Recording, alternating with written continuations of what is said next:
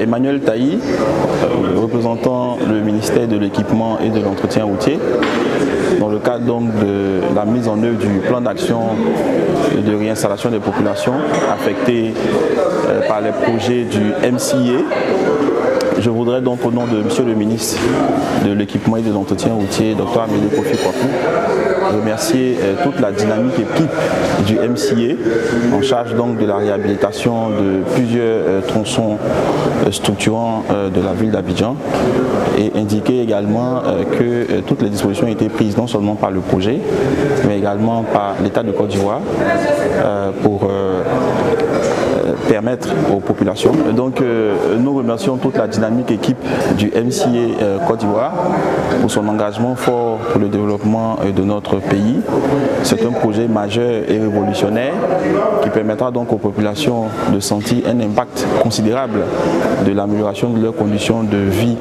de façon habituelle prônée donc par le chef de l'État, et profiter également de cette occasion pour rassurer l'ensemble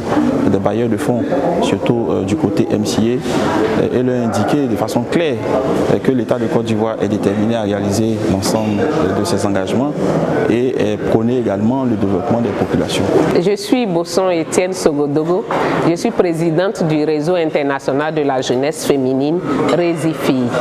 C'est pour nous une satisfaction de participer à ce processus de validation du PAR aujourd'hui. La société civile a été vraiment impliquée et nous sommes vraiment fiers de ce projet parce que pour une fois, nous voyons des personnes vulnérables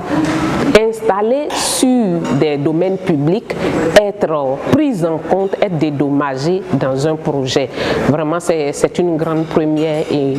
nous comptons sur cette structure pour vraiment mettre en œuvre tout ce qu'elle nous a présenté aujourd'hui et nous croyons que ce processus aura vraiment le mérite de permettre à la population vulnérable, à la population de Côte d'Ivoire en général également, de connaître un certain épanouissement. Merci. Donc, au terme de cette activité de validation qui a eu lieu ce jour, en particulier la validation du port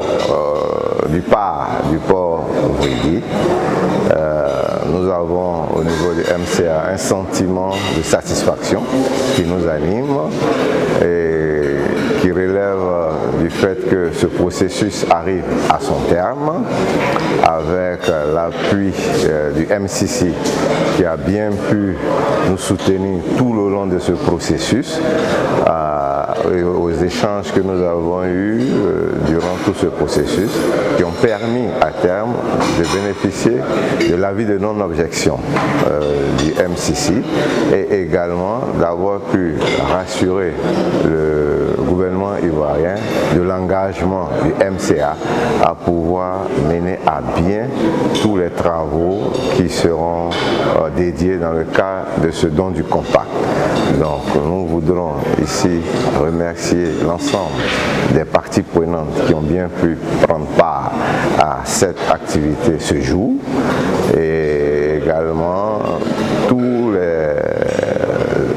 collègues du MCA qui nous ont soutenus, aussi bien les transversaux qui ont pu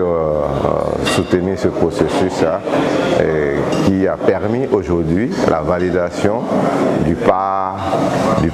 Vridi et qui n'est que le début d'une série de validations qui va se poursuivre à travers la validation du port de Yopougon qui est prévu pour le mois de janvier. Ainsi suivra la validation des parts du boulevard de la Paix ainsi que ceux du boulevard de l'échangeur de VGE qui sera construit au niveau du carrefour du Grand Koumassi. Donc je tiens à remercier aussi